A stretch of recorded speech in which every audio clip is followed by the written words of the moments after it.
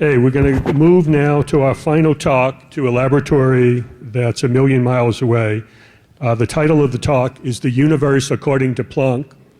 Not Max Planck, but the Planck satellite, I imagine, right? And it will be given by Lloyd Knox from the University of California, Davis. Oh, okay. Well, thanks for inviting me, Rocky. It's a really great pleasure to be able to share these results with this venue. Let me get situated here.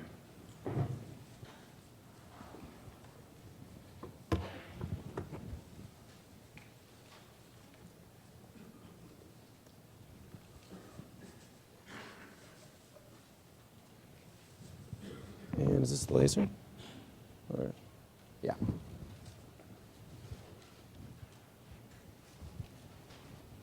So what we've been doing with the Planck satellite, which hopefully will show up here shortly.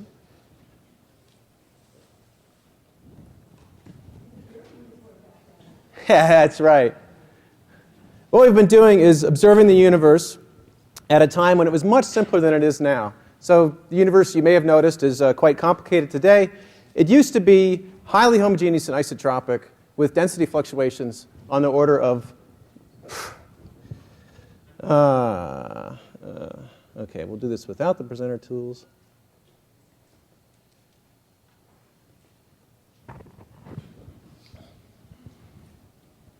Used to be highly homogeneous and isotropic with density fluctuations on the order of 1 part in 100,000.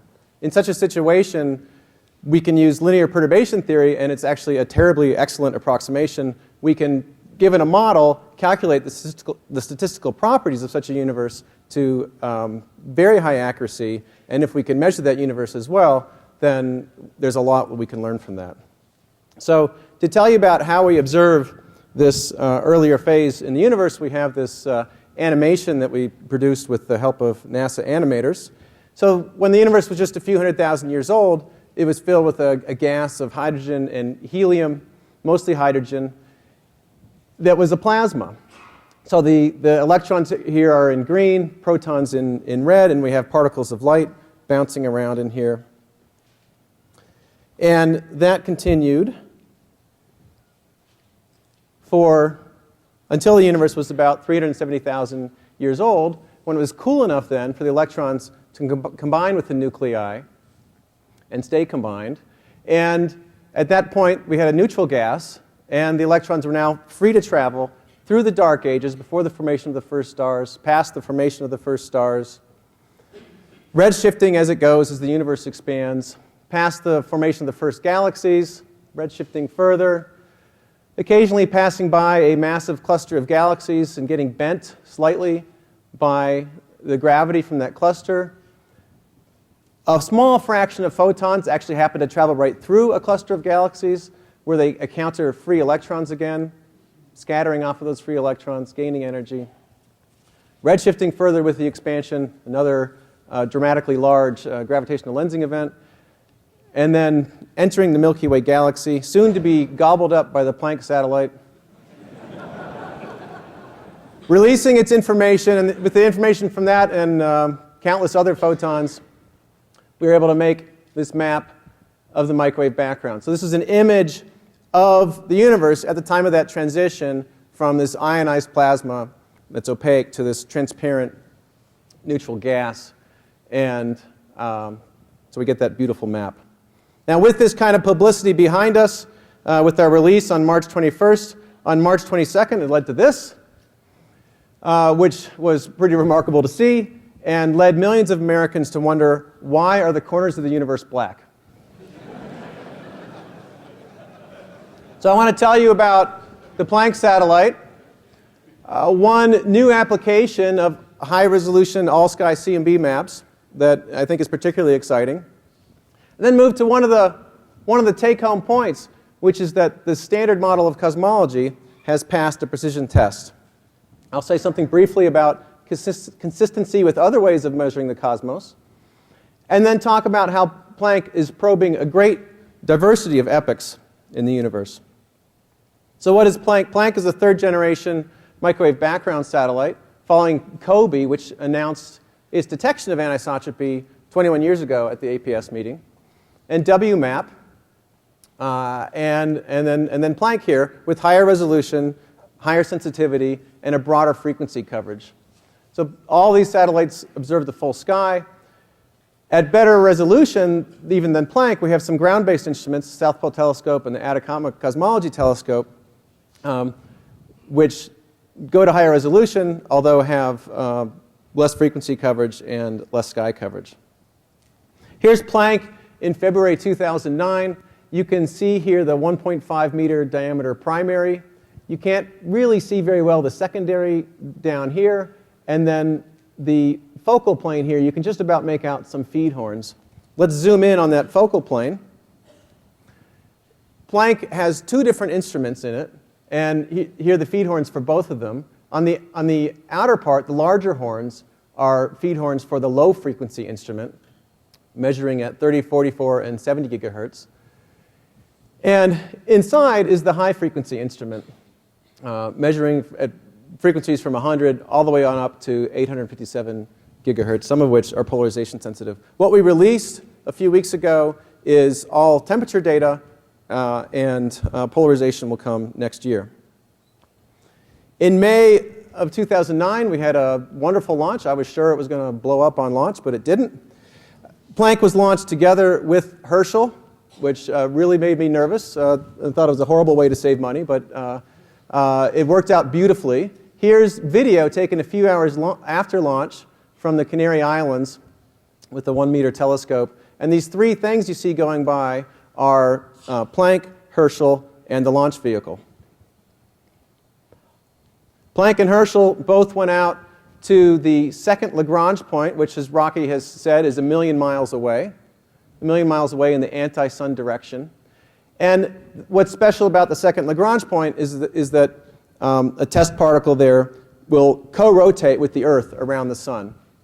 And that keeps these strong sources of thermal emission, the sun and the Earth, off in the same direction. It's easier to reject these sources as we measure the microwave background.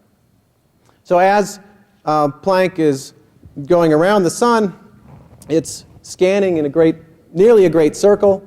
And as it travels around the sun, the area of sky that it's sweeping out changes. And in 6 months, Planck has mapped the full sky. And in another 6 months, it's mapped it again. What we're releasing is data from these first two sky surveys. We have a total of 5. Here are the maps that we make so these are full sky maps. Immediately you can see this feature from emission from the galaxy. Here at low frequencies, this is mostly synchrotron and free radiation from the interstellar medium. And as we go to higher frequencies, you can see that dropping in intensity until we reach a minimum in this galactic emission at 70 gigahertz. And then at 100 gigahertz, this starts to pick up as we switch to a new emission mechanism of just thermal emission from interstellar dust, getting brighter, going to higher frequencies until we're totally swamped by the dust up here. Most of what you're seeing, though, away from the plane is microwave background fluctuations. Let's take a closer look at the 70 gigahertz map and 100 gigahertz map. One of the wonderful things about the Planck data is the level of redundancy that there is between the multiple detectors at a given frequency, being able to compare different frequencies. And we've found a really consistent description of our data. Let's look more closely at a patch of 70 gigahertz and 100 gigahertz in a low foreground patch of sky near the north ecliptic pole. So this is the 70 gigahertz map and 100 gigahertz map. And they look very much in agreement, and you can really see that agreement very well when you subtract them. And what's left here is the amount of noise that we expect from the 70 gigahertz map, as well as what looks like a point source here. A beautiful agreement between these measurements. So I want to talk about reconstructing those deflections that we saw the CMB photon undergo in its journey in that video. So you may be wondering, how can you look at a map of just this map of random stuff on the sky and figure out how the photons have been deflected? Well, I think all of you can actually figure out something from this simulated map. So if I ask you to figure out what region of this map has experienced some significant gravitational lensing, then I think you might be able to figure out that there's something funny going on here.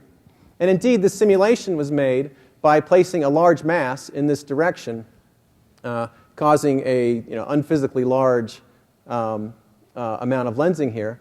And you can pick that out by eye. So there's the typical size of hot spots and cold spots elsewhere in the map, and then they look bigger here because this region has been magnified. Elsewhere, the image has been demagnified. So we can, we don't get such big features as this to work with, but we can see more subtle effects on the statistical properties of the map and use that to reconstruct a deflection map, showing us how the photons have been deflected as they traveled from the last scattering surface. So this has been detected before on smaller amounts of sky by ACT and SPT, and Planck detects this lensing effect at 25 sigma. So if you can't see it here, let me toggle back and forth between the unsimulated and the unlensed and lensed map, and now you can definitely see the effect. So here's a map of the amplitude of those deflections. We have a map of the deflections, but this is just showing the amplitude of the deflections. But actually, it's a little misleading to say this is a map of deflection amplitude. We can't do this that well. This is actually mostly a map of noise. So none of these features on their own is statistically significant, yet there's a lot of information in this map. One way of seeing that is by correlating this map with another tracer of mass in the universe. And Planck gives us an all-sky tracer of mass in the universe, a completely different one. Here's the 545 gigahertz map, which is you can see this very large emission from interstellar dust in the plane of our galaxy. Well, there happens to be a whole bunch of other galaxies in the universe on our past light cone. And they also have dust in them, and that dust is heated up by starlight and radiating thermally.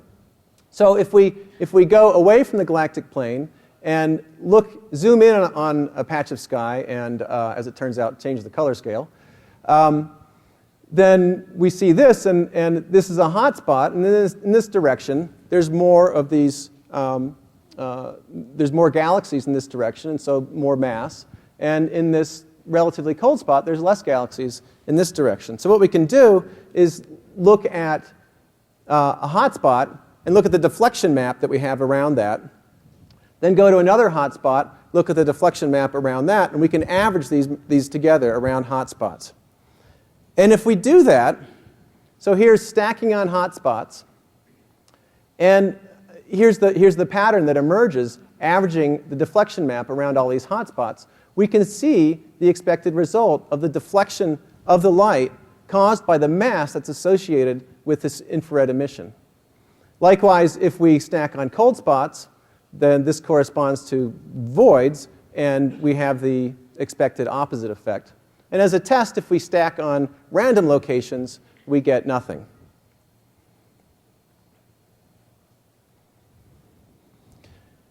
So now I want to tell you about the standard model of cosmology and the nature of the precision test that it's passed. And I want to tell you about that by introducing you to key epochs in the standard cosmological model.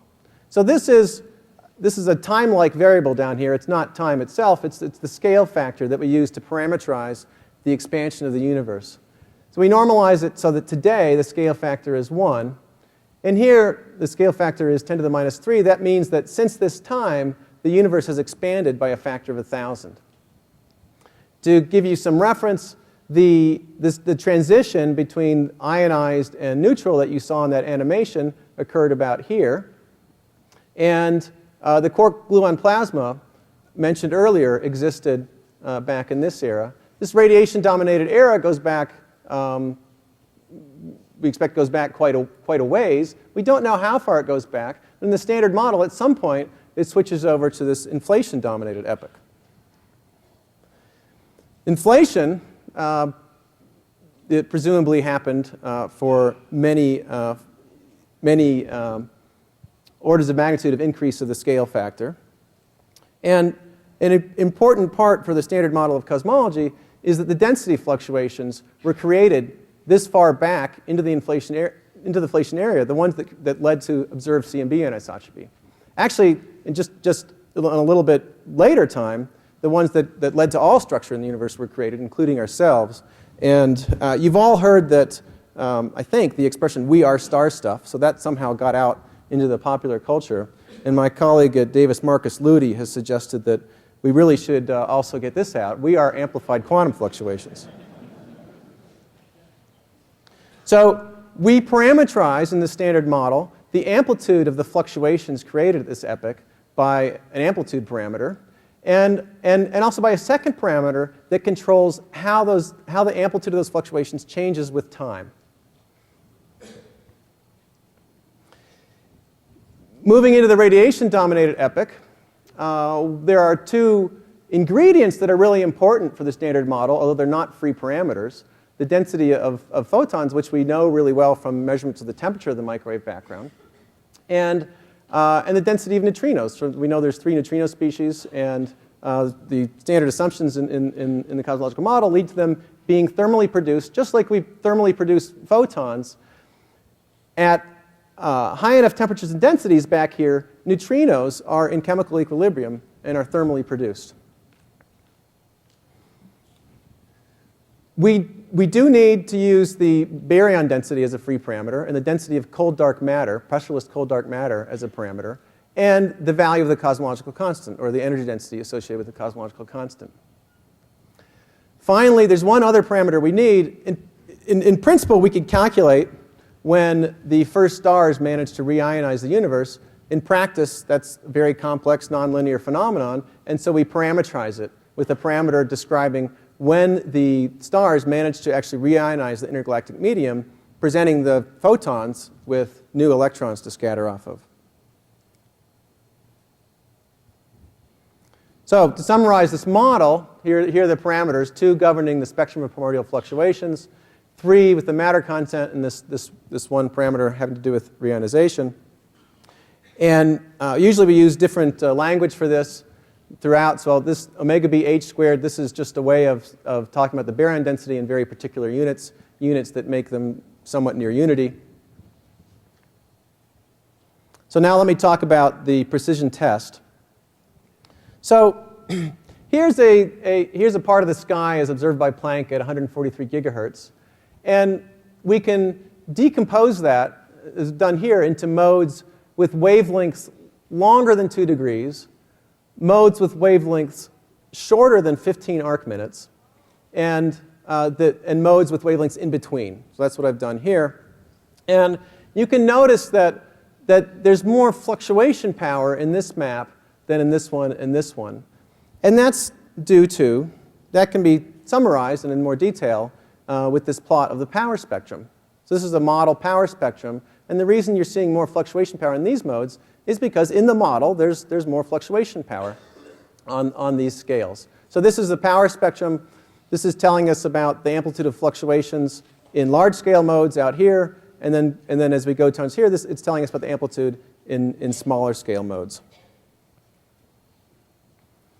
So this lambda CDM model makes a very precise prediction once you've given the WMAP data. So here's the WMAP measurement of the power spectrum.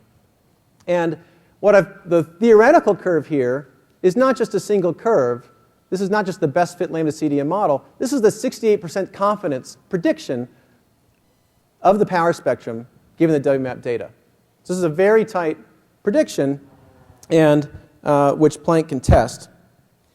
Before I show you some data, let me just tell you about 2 important scales in this power spectrum. So you see this regular series of peaks, and the locations of these peaks is controlled by an important length scale on the last scattering surface, which is the sound horizon, how far a sound wave can travel before that plasma disappears. We observe that in projection over the distance between us and last scattering, and this angular scale controls the location of these peaks and is an amazingly well-determined number now in cosmology. The second important scale is the diffusion scale. So when the photons are in the plasma, at first they can't travel very far at all because they keep scattering off of free electrons. As that free electron density declines, the mean free path becomes longer, and they travel some amount before taking their last scattering event. How far they travel, typically, is this diffusion length. And again, we see that in projection into an angular scale. That diffusion suppresses small-scale anisotropy. So we see that drop in power here to small scales. So before Planck, we already had quite a precision test of this model. Here are the data from ACT and SPT, and we see them falling on this curve. Now let me add in the Planck data, and the Planck data come out consistent with the standard model as well. Now, the error bars here are so small that we can't really tell what Planck is doing here just by looking at this figure. So let's zoom in. We'll zoom in at first to these 4th and 5th peaks. And even here, so you can see now the red line is the Planck best fit model. So you can see there's some shift from the prediction of WMAP, central prediction of WMAP. And you can also see, even in this zoomed in plot, the error bars here are incredibly small and are consistent with this standard model of cosmology. I really am amazed by this level of precision. It might be unseemly for me to stand in front of you and be impressed by our own work. But I can't help it. But I do also want to tell you that this has been really, really, I mean, it's one thing to have this precision. It puts a huge burden on us to also be accurate. And that's really hard to do, and it's been a lot of hard work. And many times I have wondered, why was I ever excited about the era of precision cosmology? Now, speaking of problems, here's one that we don't know the resolution to yet. So that we've been dealing with for a few years, and now we're finally able to talk with our WMAP colleagues about. We disagree. We don't need a model to compare here in the first peak, where the WMAP has measured well and that we have measured well. And there's an offset in power of about 2.5% between Planck and WMAP that we don't yet understand.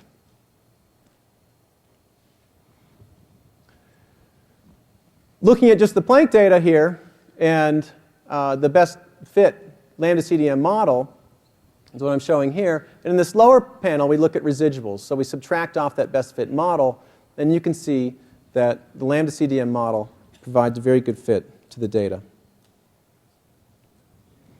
Now, this model is very simple, but its success is really quite extraordinary, I think.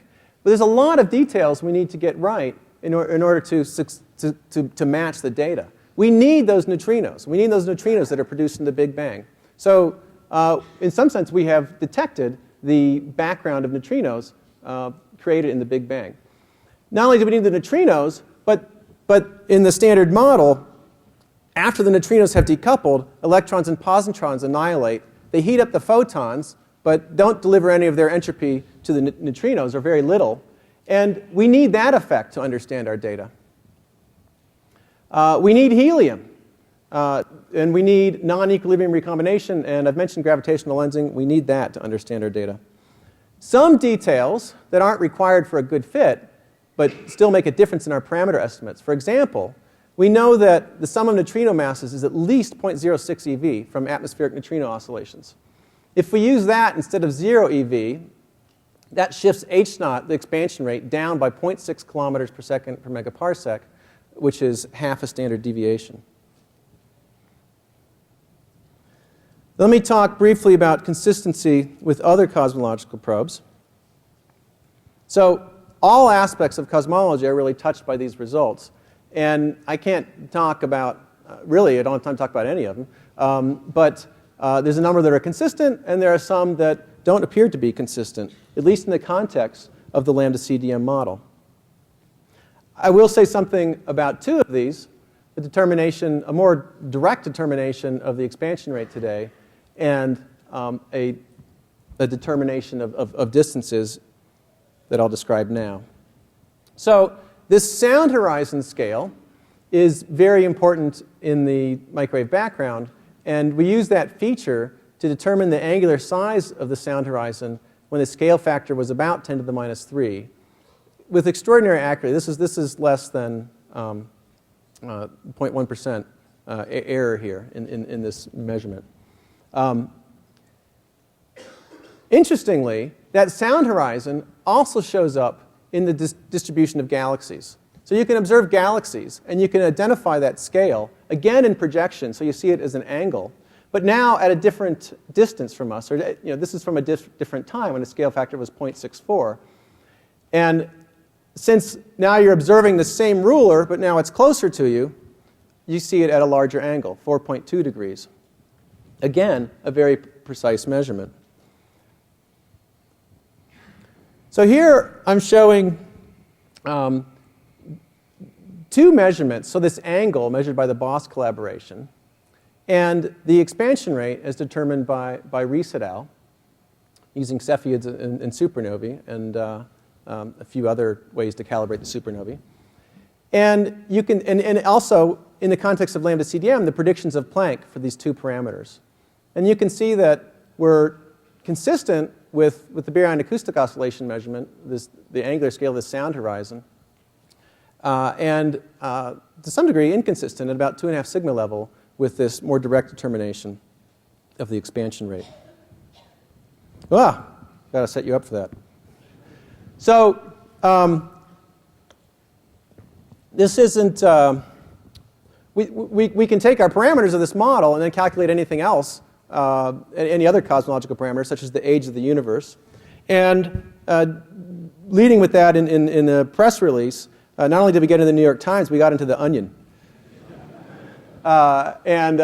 Really, this made my day complete when I found out about this. So the universe older and wider. I think that's a reference to the slower expansion rate. Universe older and wider than previously thought. And so astronomers determined that the universe is actually 13.8 billion years old, about 80 to 100 million years older than previously believed. And it's also a bit wider than once thought. What do you think? And here's this guy in the middle here saying, typical. You give birth to a few trillion galaxies, and then people just talk about how old and fat you've gotten.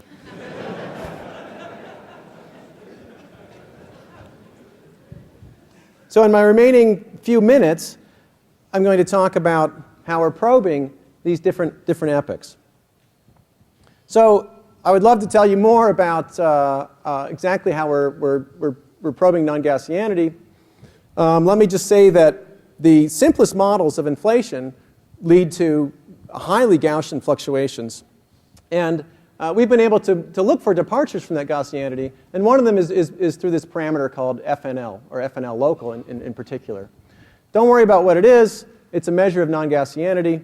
And as we increase the multiple moments that we're including in the analysis, we can see how the value of FNL fluctuates, converging on a value that's actually not zero. It's non-zero.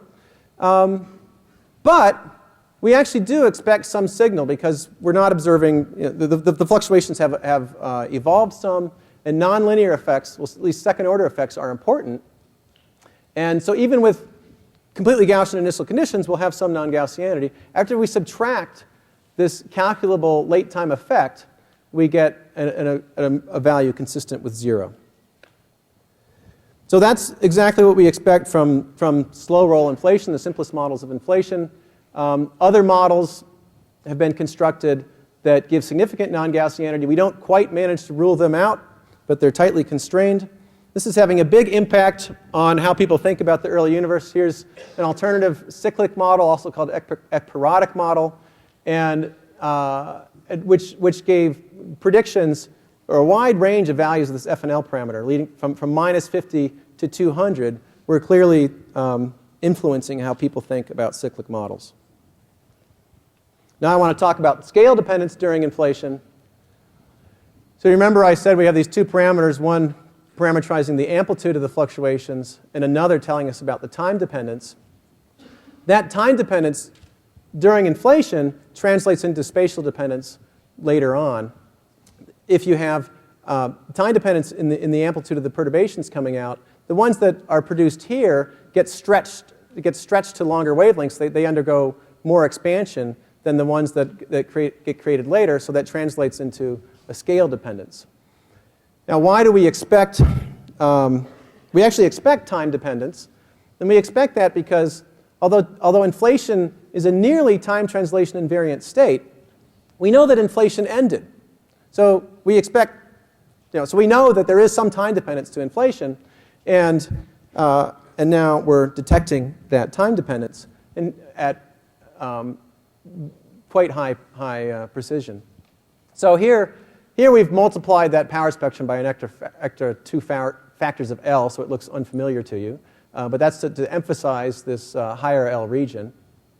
And we've plotted a best fit NS equals 0.96 model and a best fit NS equals 1 model, where NS equals 1 is the scale invariant value of NS. And we can see that NS equals 1 does not provide a good fit to our data. Now let me say something about the radiation-dominated epoch.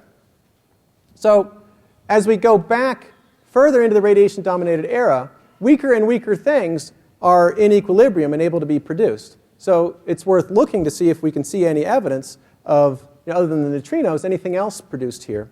And we can probe the light degrees of freedom because they contribute to the expansion rate. They contribute to the energy density, which changes the expansion rate, which then alters the ratio of these two important scales, the sound horizon and the diffusion scale. So here's a simulated map made by Jen Ho, and here's the angular size of the sound horizon indicated, and then this other scale, the diffusion scale. And you can see that there's plenty of structure below the sound horizon scale, but there's not much structure below this diffusion scale because that diffusion process has washed it out.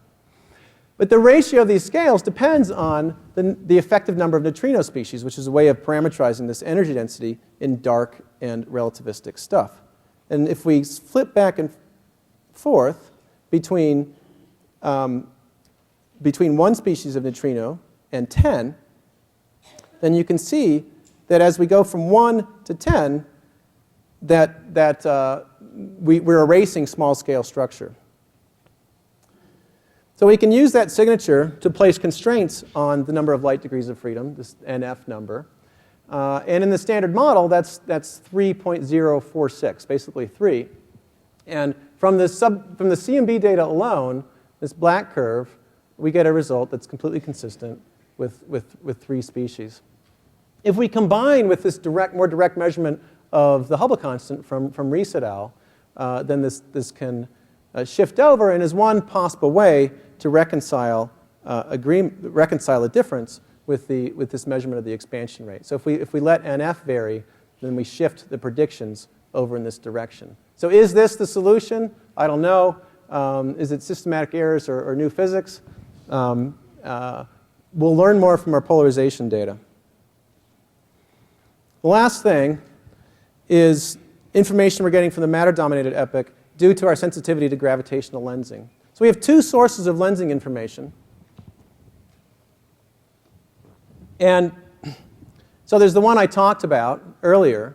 And also this lensing, when you magnify an L equals, say, 1100 mode, if you magnify that, it will look like a longer wavelength mode. It'll look more like an L equals 1000 mode.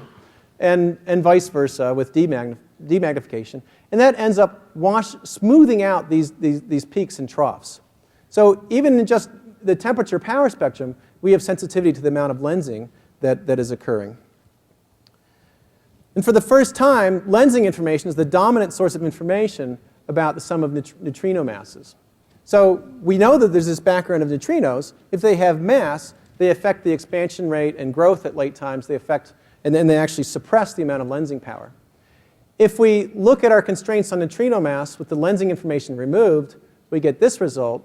If we include the lensing information from the power spectrum, this tightens up considerably. So most of our information about neutrino masses is coming from how they influence the gravitational lensing of the microwave background photons, which is pretty extraordinary. But there's a bit of a puzzle. If we include the lensing information not only from the power spectrum, but also from that lensing reconstruction, then it pulls in a different direction. We're adding more information now, and we don't get a tighter constraint. It loosens up. These things are poling in different directions, and that's a bit of a puzzle. But fortunately, there's going to be great progress made in studying the lensing of the microwave background, and from both Planck and from ground-based experiments such as SPT. So let me give you a brief summary here. That Planck has really produced a wealth of results. It's been extraordinarily difficult to choose which ones to present to you all. Perhaps most amazing to me is not the success of this particular model, but that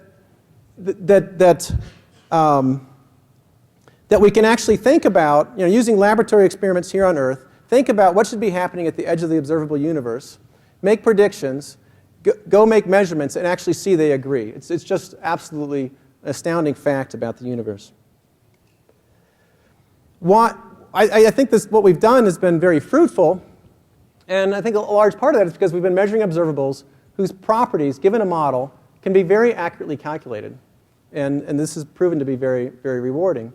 We should continue to do so where possible, and you should expect more exciting results to come from precision measurements of the polarization of the microwave background, both from Planck and from ground-based missions as well. There's 2 CMB sessions later today that I encourage you to attend. And I'll end here with an advertisement. If you want more, come to our pair of conferences that we'll be hosting in Davis later next month.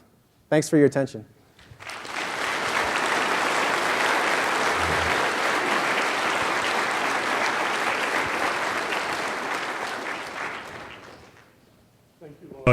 Thank you, Lloyd. And again, if there are questions, please go to the microphones. Yes? I was about to ask you, but you mentioned it anyway. So it's true, if you include priors for the Hubble constant coming from supernova data and Carnegie survey, no? the N effective shifts up again. That's right. So why did, in the Planck paper, when you presented the table, why did you actually not have a table with the priors on H0, which is usually done, and have therefore sort of set an N effective is even closer to the 3? No? I'm just curious about why. So Planck's a large collaboration, and there's a diversity of opinions and diversity of views about how results should be presented. I think that's all I want to say about that. We can talk later in person if you want. See, the question here. Yeah. I understand that Planck is going to look for B-mode polarization that would have information about possible gravitational waves, maybe a gravitational background. When can we expect that data to be released, or results? So we'll have polarization results released next year. And about the B modes, one of the results I didn't mention was that we set a very tight upper limit on the amplitude of the gravitational waves. And if that limit is correct, if we've correctly interpreted our data, then we don't expect to be able to see the B modes from inflation from Planck. Fortunately, there's other ground-based experiments underway that will achieve higher sensitivity and may still manage to pull out that signature of gravity waves from inflation. And one more follow-up question. If I understand that correctly, then, we expected a big signal from inflation. That's a big gravitational disturbance. If we don't find that signal at Planck or the other experiments you mentioned, we're in pretty big trouble then, aren't we? I've never been personally as optimistic about there being a large signature there for gravitational waves. Certainly we're putting pressure on the simplest models. So one of the simplest models of inflation is that the potential is m squared phi squared, and that is, depending on what level of confidence you want to use to rule something out, is basically ruled out because of the absence of gravitational waves. If you talk, but there's plenty of models in the literature and people who would argue about how they're natural, where you get gravitational waves at a lower value that are very consistent with our bounds. See, we have a question here. Yes. Yes. Some of your slides had the map of the whole sky with a big gray area blacked out of the background noise from the Milky Way, and then the big splashy, the New York Times plot has the entire sky. So right. How do you fill in the Milky Way? So that's one of the benefits of having this huge frequency coverage, is we can perform we can separate out these components really well, and we can do it with a high degree of confidence over 97% of the sky. Now, depending on what kind of precision you're after, you're going to mask at different levels.